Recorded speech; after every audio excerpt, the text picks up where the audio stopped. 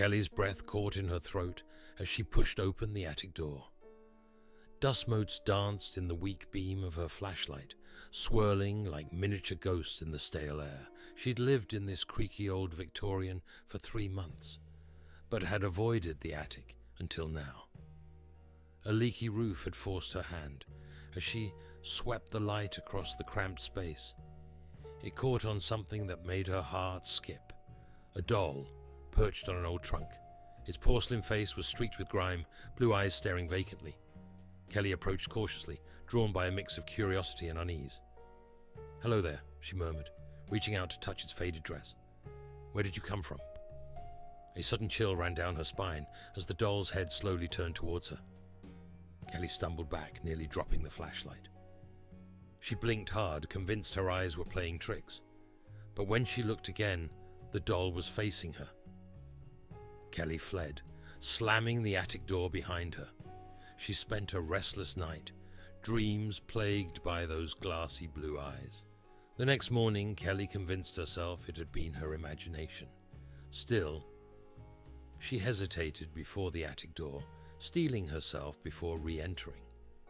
The doll sat exactly where she'd left it, head forward, eyes unfocused. Kelly laughed nervously. "Silly me," she said, approaching the trunk. She'd donate the doll, along with whatever else she found up here. As she reached for the latch, a whisper drifted past her ear. "Don't." Kelly whirled around, heart pounding. The attic was empty save for her and the doll. Its eyes seemed to glint in the dim light. "I'm losing it," Kelly muttered, shaking her head. She unlatched the trunk, lifting the heavy lid. Inside lay a collection of old photographs and letters. As Kelly sifted through them, a story emerged. The doll had belonged to a little girl named Beth, who'd lived in the house in the 1920s. Beth had died young. A tragic accident, the newspapers said, but one letter, penned by Beth's distraught mother, hinted at something darker. "She says the doll speaks to her," the letter read. "Tells her to do terrible things. I fear for my child's soul." A floorboard creaked behind Kelly.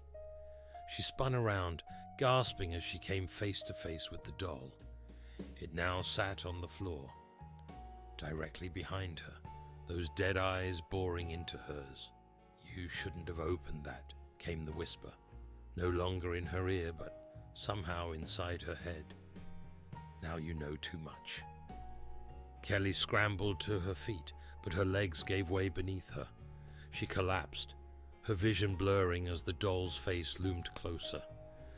"Beth was weak," the voice hissed, "but you have potential." When Kelly awoke, she was in her bed, sunlight streaming through the windows. Had it all been a nightmare? She rubbed her eyes, then froze as her gaze fell upon her dresser. The doll sat there, watching her. Kelly's scream died in her throat as an icy calm washed over her. She smiled, a foreign sensation spreading through her mind like tendrils of frost. "Good morning," she said, her voice blending with another, older one. "What shall we do today?" As Kelly rose and dressed, humming softly, the doll's eyes gleamed with triumphant malice. Outside, a neighbor watering his lawn waved cheerfully. Kelly waved back, already imagining how his blood would look, spilled across her kitchen floor. After all, the doll had so many delightful ideas to share.